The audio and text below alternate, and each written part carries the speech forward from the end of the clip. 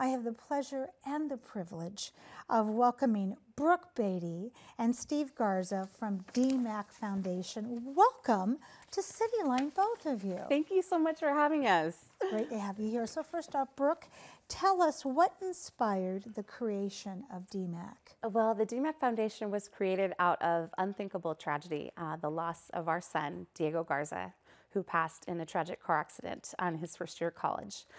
And we really just wanted to turn that pain into purpose, to really reach out and help our local youth stay safe, give them the tools so that no other family has to experience something like we have.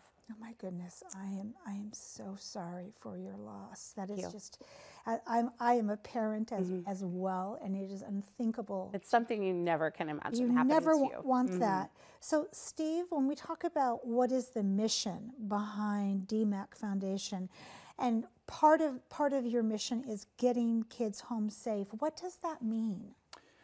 Well, it means everything to us. The DMAC Foundation is dedicated to making a change, and the change is the culture and having the conversations about drinking on college campuses and changing that narrative of how can we now empower our youth to make the next right decision and give them resources that are available to them at no cost to make safe choices. Absolutely. And I want it to not go unsaid that in order for the two of you and for the DMAC Foundation to spread that message, you have to dive deep into what happened that night with your son. And you have to live it every single day as you take pieces apart and look at it and say, how can we prevent this piece? Exactly. The Get Home Safe program, how does it work? The Get Home Safe program is one of our key initiatives, and we implemented this at college campuses. We partner with them, and each school has their own customized QR code and phrase that the kids can use to get home safely in the hours of the night when most fatal tragedies occur, and that's like 10 p.m. to 5 a.m.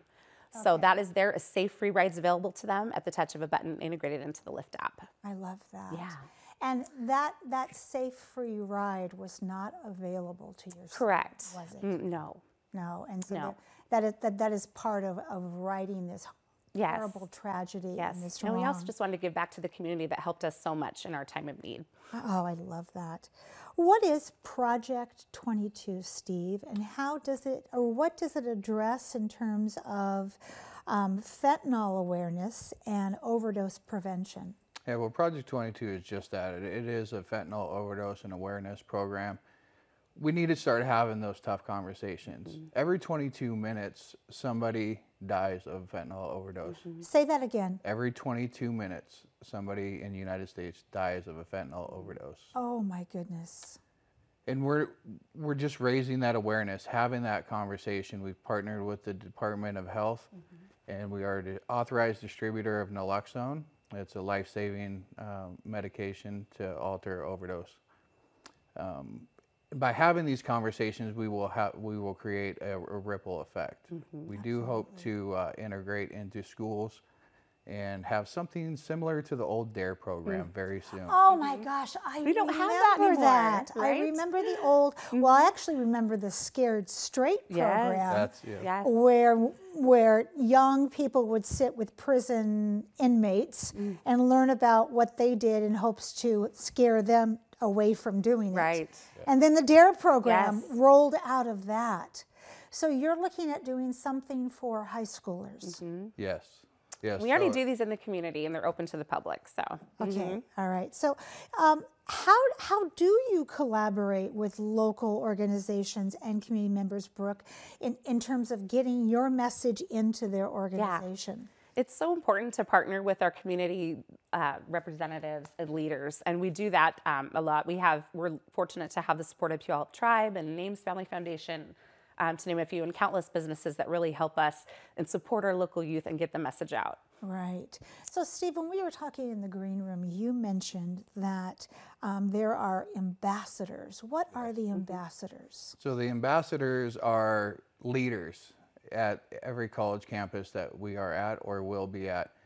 And we empower them with the knowledge of the DMAC Foundation to be the ambassadors, the mouthpiece on campus, the peer-to-peer is very important when you're talking to youth. They want to talk to like-minded and people that are of similar age to them. And it is also building leaders for tomorrow. Absolutely.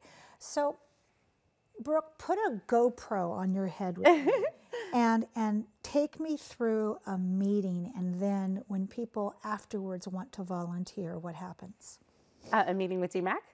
Absolutely. Well, we have a link to volunteer on our website, and there's many opportunities that you can get involved with. We have a lot of upcoming events we have coming up. So there's ways to get out there in the community, I love help us with our homeless events and everything else that we do for the youth in the community.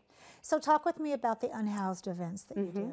Oh, well, throughout the holiday season, we help feed hundreds at Thanksgiving, our Thanksgiving event, and we also at Christmas we do a big Holiday of Hope event where we provide hygiene and warm clothes, warm food to those in the community. And those are all in honor of our son and also just to give back to the community. I was going to say, go ahead, Steve. We've been doing that for 2 years now, right down the street at People's Park. Yeah, in Tacoma. I love People's Park. Yeah. That park is always a reminder of that we have to always have put our hands out to help people. So it started out in memory of your son, and then it's really grown, it sounds like. But I have a sense that your family was always a philanthropic family. Is that right, Brooke? We were. We've always been involved in the community and charity efforts, and our son always volunteered with us and helped us on every event that we did previous to his passing. So because of that, Steve, when you think about one story or one moment that really affirms why you do this work, because it's painful, highly rewarding work, but that doesn't mean it's easy. Do I have to pick one? 'Cause there is I a lot. bet. And these stories that we get back from the community and the youth is what keeps us going. But if I had to pick one, about a month ago, we were at Gonzaga University during the Safety Summit doing a presentation for the youth and the faculty. And afterwards, we were able to touch bases with some of the students who have used Zag's Ride Safe. Okay. In particularly, a group of 3 young ladies who were going out to celebrate their 21st birthday, or one of the ladies' 21st birthday. Yeah. Told us that not only did they use Zag's Ride Safe to get home to and from the bars downtown Spokane, but they planned on using Get Home Safe. It doesn't get any better than that. No. So that tells me that not only the resources we provide are being used, but the conversations that we're having with the kids and the ambassadors that are advocating to the students is making a toll on kids making responsible decisions. Congratulations. That fills my heart. I would say that the lives that we've heard reported from our naloxone distribution have actually reversed overdoses. So we've had quite a few reports back to us from what that naloxone they were provided actually saved a life from someone who's unconscious. That's your work here is done. Let's talk about the upcoming golf tournament. Yes. 30 seconds. We have several events coming up. We have a golf tournament May 15th at Allenmore Golf Course. That's a great way to get involved, whether you want to sponsor golf. We have DMAC Night at the Rainiers on June 21st. It's also Zag Alumni Night, so I hope to see some of our Zag family out there. We have a big gala coming up on September 27th at Foss Waterway Seaport. Oh my goodness. Crab feed and auction, live and silent auction. Do not miss event. Yes, live band, live entertainment. So that'll be our biggest fundraiser of the year to keep these programs going.